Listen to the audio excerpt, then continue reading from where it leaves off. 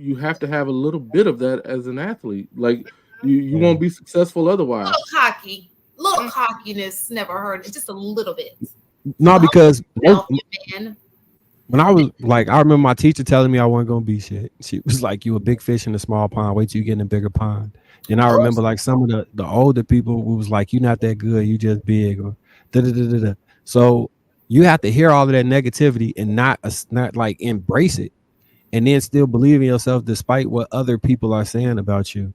Which is like, really go around saying things like that though? Yeah. Yes. No, my teacher definitely told me that. Now I have told a kid that if he wants to be an NFL player, it'd be nice to play on the football team. It may be a good start. No, that was different. She was poking me in my chest after class saying that shit like, "You ain't gonna be nothing. You a big fish in a small pond. Wait till you get to high school. They gonna tear your ass up." Maybe she was trying to toughen you up a little bit. Tough love. No, she's been a bitch. I had a third grade teacher tell me that too, that I was gonna make it into the gifted and talented school. Well, that's it with these third grade teachers. They be doing the most. Yeah. My third grade teacher was awesome. Man.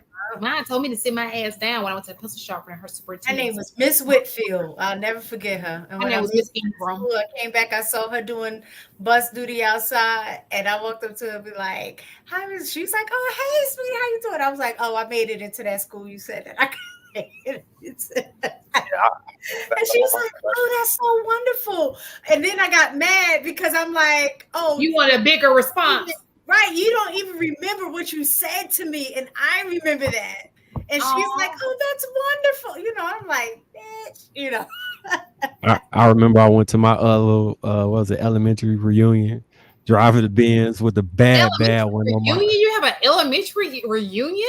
Oh my god! Yeah, we had an elementary reunion, and them dudes' mouth was just on the ground, like, "God damn, this nigga still got the juice." Yeah, motherfucker, he thought I was gonna be a small fish, big fish. Fuck you, man. That's how I was feeling.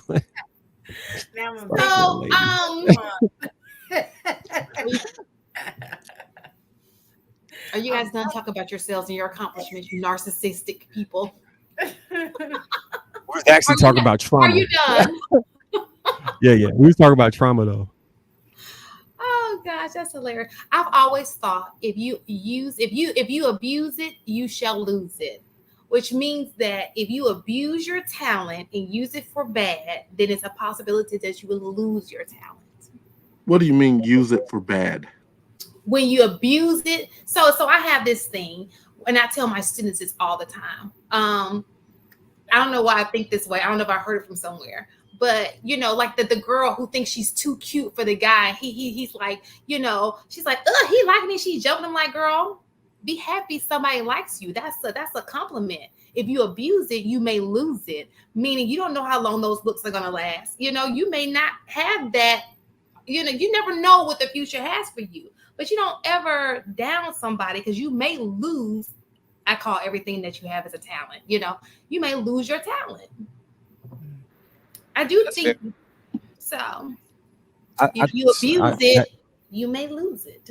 That's fair. I will say most of the girls that like did not look that good in like junior high, freshman, sophomore year, high school, they glowed up.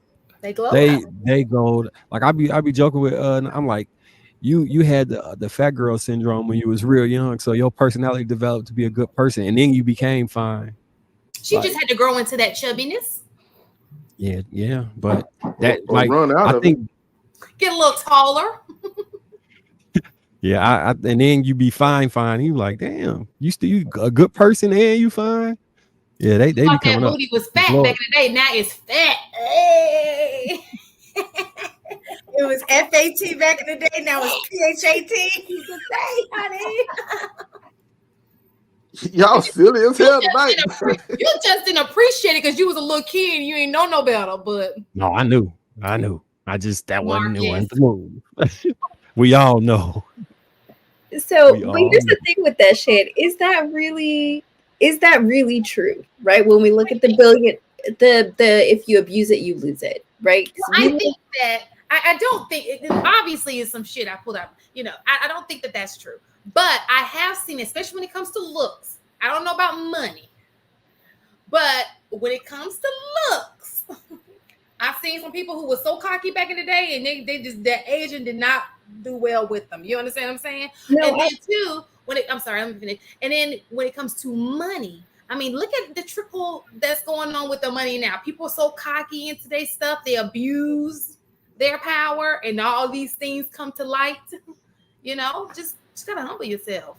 So, but here's the thing, right? Is like the kids now are being influenced by a generation of people who did abuse it and are finding success, whose looks aren't dropping, whose money isn't going down, whose talents are only increasing, right? And so while it's fair to say that that isn't everybody, these kids are now looking at the extremes as normal and are playing the odds that they're going to be the exception to the rule, because that's what they're constantly being fed, right? So with that, is it really true if all we're seeing is the bad people win?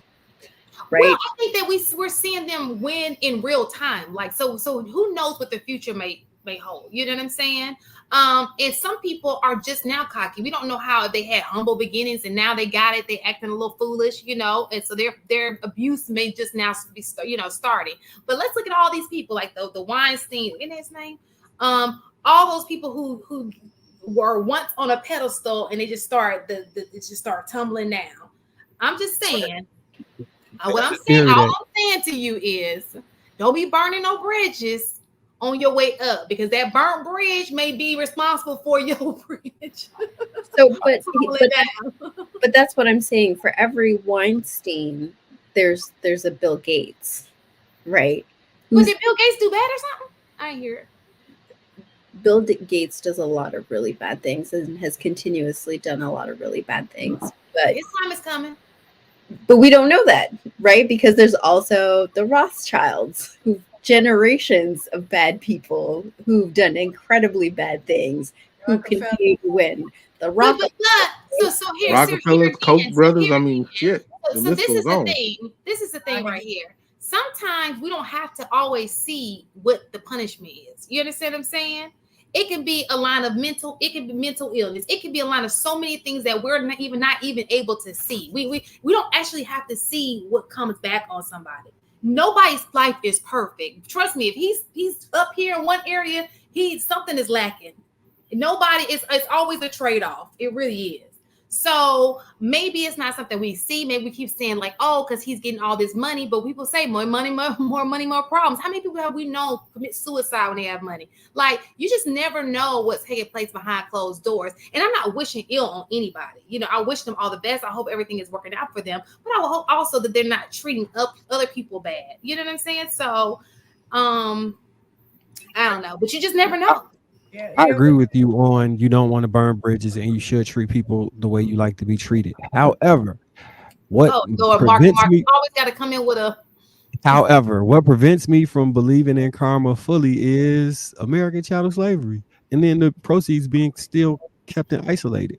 And it's like, well, that lifetime went by, that lifetime went by, that lifetime went by, that lifetime went by. So. Like, does it really happen that way, or like I was saying, in real time, do people get to keep the benefits of whatever they did and enjoy it to the end of their life? The only other way I could see it make sense is if the afterlife is actually real and then people are punished in the afterlife. But if it's not, then they just came up for doing whatever they want. So look at it this way. I think it's whichever you feel is your blessing. So some people may feel like, so you may have one family who their blessing is, they don't have all the money in the world, but they're blessed with great health. Like they all, they know great grandparents, they know their grandparents, they know because they live very long lives. And that in itself is wealth. Okay. Whereas you may have some people who are wealthy and they don't live very long lives. It's certain things. You just never know how people are blessed in different areas. You understand what I'm saying? So I would say that, it may not come in the form in which you want it to come, but I think that we can all look back and see some blessings that have happened in our life. Be like, dang, that was a blessing. You know what I'm saying? Like, that's just for me, at least. So I just want to say real fast. I count my blessings, though. And I know where my blessings lie. My blessings lie on Friday night when I get to sit on a panel with you three beautiful women. I really appreciate it. Thank you. He be gaslighting us every Friday. No, that's I'm not gaslighting. I'm I telling you. love it, honey. Keep coming in. And I'm not even gonna say pause because I will. Building up this narcissistic behavior.